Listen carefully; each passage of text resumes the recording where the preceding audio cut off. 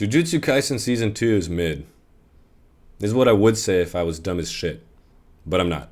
With the release of the first 5 episodes of the second season, we got the conclusion of the hidden inventory and premature death arcs, and I wanted to briefly talk about them, give a quick review before the full season is released.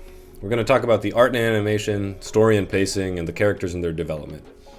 There are spoilers ahead, so be warned. As for the art style and animation, people were really getting their knickers in a twist when the trailers first dropped, and I remember they were doing the same after the first episode. Oh, it's not as detailed as Season 1, the fights aren't going to be as good. How does it feel, knowing you're wrong? And to the people who still think that, shut the fuck up. The art style was immaculate. The colors were reminiscent of watercolor, the drawings were subtly lighter, and the blue theme and undertone just gave it a sense of summer. The outlook was way brighter than in Season 1. Yeah, I mean, it gave us the summertime vibe, Gojo Geto's relationship. We learn of the Jujutsu Kaisen world in a way that we haven't seen it before. It didn't all go to shit yet. As for the animation itself, I don't think I've seen anything particularly better animated than Season 2 so far. Yeah, we got the Gojo Toji fight, which was probably peak animation. We had the Enlightenment fight as well, but even just the symbolism, all the colors, all the bonding moments, even Geto like cooking tea. The animation was 10 out of 10. People who are hating on this animation are actually just haters. Yeah, episode 3 takes the cake in my opinion. It had basically everything. Cool bonding moments, just an overall good time. But by far, Gojo and Toji take the cake.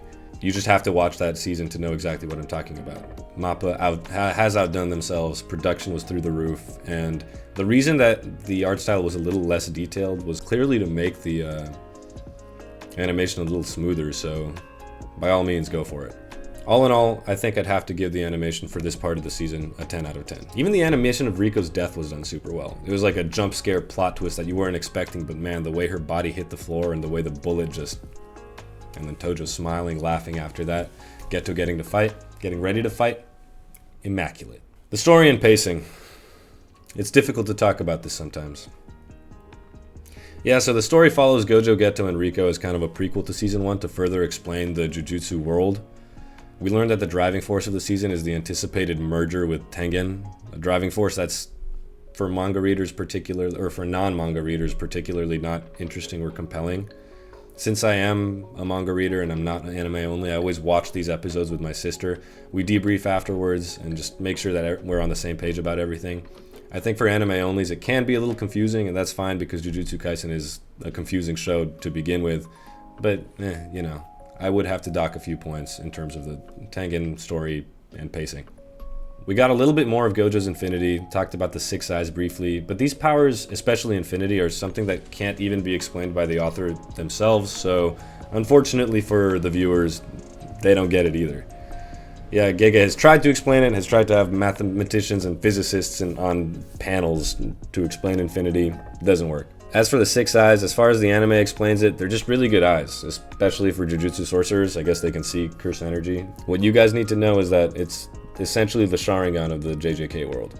With all that being said, the story is full of ups and downs, twists and turns, and establishes a reason for why the world of Jujutsu Kaisen is in the state it is right now.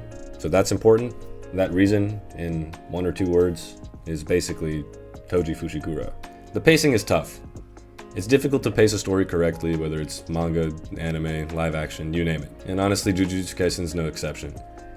Though the anime does a great job of staying true to the manga, the medium between watching and reading is something so different that watching some scenes in real time was a little confusing. For instance, the saving of Kuroi the maid, it was glanced over when Gojo saves her. Yeah, we know it happens in the manga as well, but you know, these jump cuts are kind of erratic. The whole Tengen explanation was 30 seconds long and difficult to follow, and the whole antagonist religious groups Toji's introduction was thrown in haphazardly to be able to fit anything within those 5 episodes that they had. There are anime-only moments too, such as the haunted house with Utahime and Meimei, which is cool because those are characters that people love.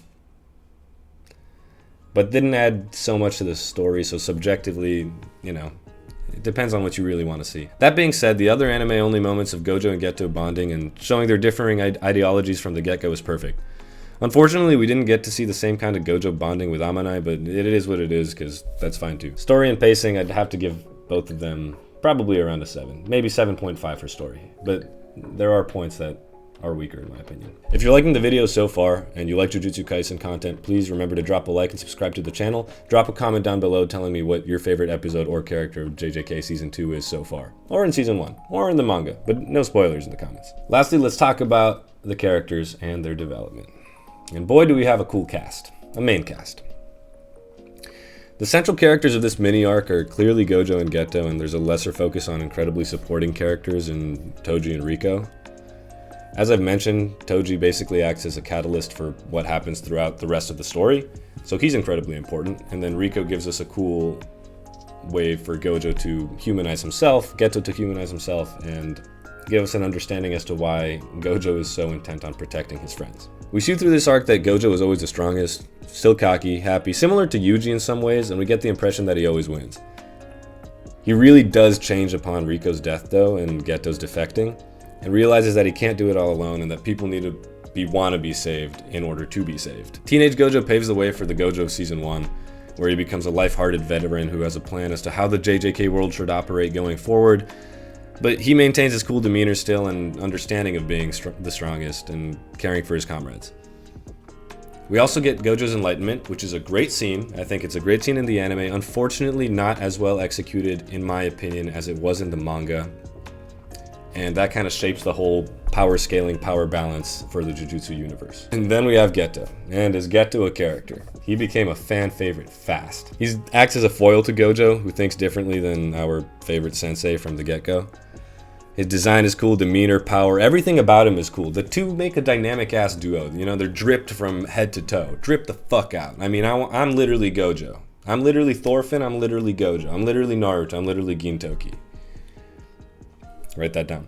Anyway, unfortunately after Riko's death, Geto enters his villain arc and comes to like this realization of his own ideology after thinking of the ways to rid the world of evil or curses, which sets up the plot for Jujutsu Kaisen 0 in the manga and the JJK movie, where we see Geto as a full-fledged villain with an army of curses and a group of followers and supporters.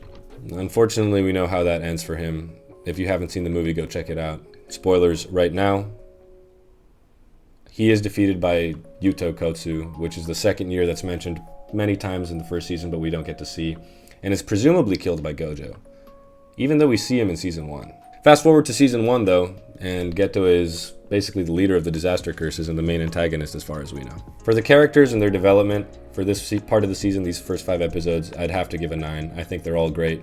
I didn't even mention the rest of the supporting cast. Shoko is super cool too. Her phone call with Gojo when Geto is there, well done. Great character establishing moment there as well. All in all, I'd say this arc was a solid 8.5, maybe even 9 out of 10 as an anime adaptation in my opinion. Though there were some pacing issues, some missing manga panels, and a potentially botched enlightenment scene, the art and animation was so godly, the characters were so cool, and the story presented itself in a way that we start to really care about the Jujutsu world as a whole. We have a deeper understanding of the characters, deeper understanding of some of their powers, and we got a little bit of even anime-only moments for Utohime and Meimei, which I know you guys still like. And let me tell you, the next arc is something else. Mappa, I gave you guys an 8.59, 8.75, let's call it, for Hidden Inventory Premature Arc, but Shibuya, the next arc, I'm looking at you. One of the greatest arcs I've ever been a part of. The writing in that, the moments in that, the art in that. I'm getting excited just thinking about it. So stay tuned.